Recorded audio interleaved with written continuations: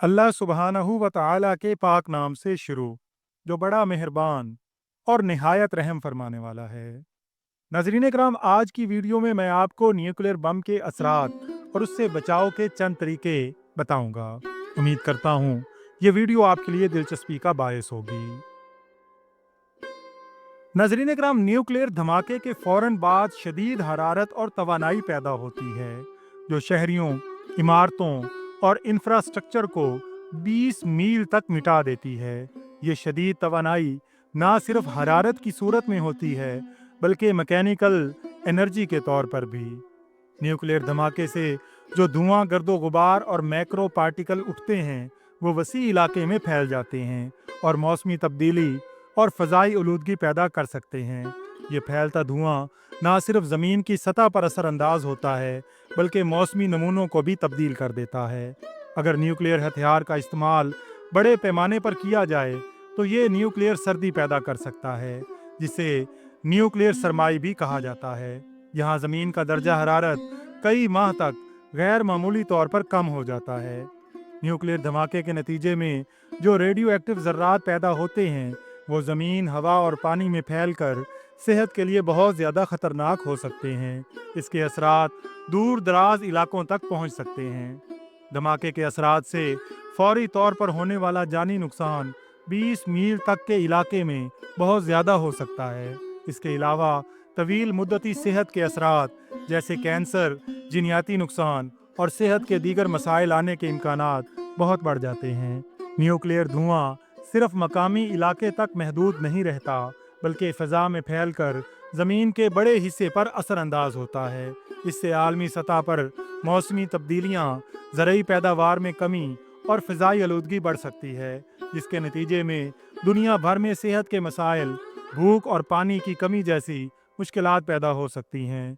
Nuclear जंग के असरात ना सिर्फ फौरी तौर पर तबाहकुन होते हैं, बल्कि इसके दूररस असरात आने वाली नस्लों तक महसूस हो सकते हैं। ये दुनिया के लिए एक ऐसा तबाहकुन वाक़या होगा जिसका कोई अंदाज़ा नहीं लगा सकता। नाज़रीन इकराम, अगर न्यूक्लियर धमाका होता है तो 20 मील के अंदर कोई भी चीज़ नहीं बचेगी। अगर आप 20 मील के दायरे से बाहर किसी इमारत के अंदर हैं, तो वहीं रहें और खिड़कियों से दूर किसी अंदरूनी कमरे या तहखाने में चले जाएं। अगर आप बाहर हैं, तो फौरी तौर पर किसी मजबूत इमारत में दाखिल होने की कोशिश करें। अगर कोई इमारत दस्तयाब ना हो, तो ज़मीन पर लेट जाएं और अपने सर और गर्दन को दोनों हाथों से ढांप लें। अगर आपको धमाके की वार्निंग मिली है, तो किसी ऐसी चीज़ के पीछे पनाह लें जो आपको धमाके की लहरों और मलबे से बचा सके। धमाके के बाद आपके पास ताबकारी पहुंचने से पहले तकरीबन 10 मिनट या इससे ज़्यादा का वक्त हो सकता है। उस वक्त में किसी महफूज जगह पर पनाह लें। ईंटों या कंक्रीट की दीवारों वाली इमारतें बेहतर तहफ़्फ़ुज़ फराहम करती हैं।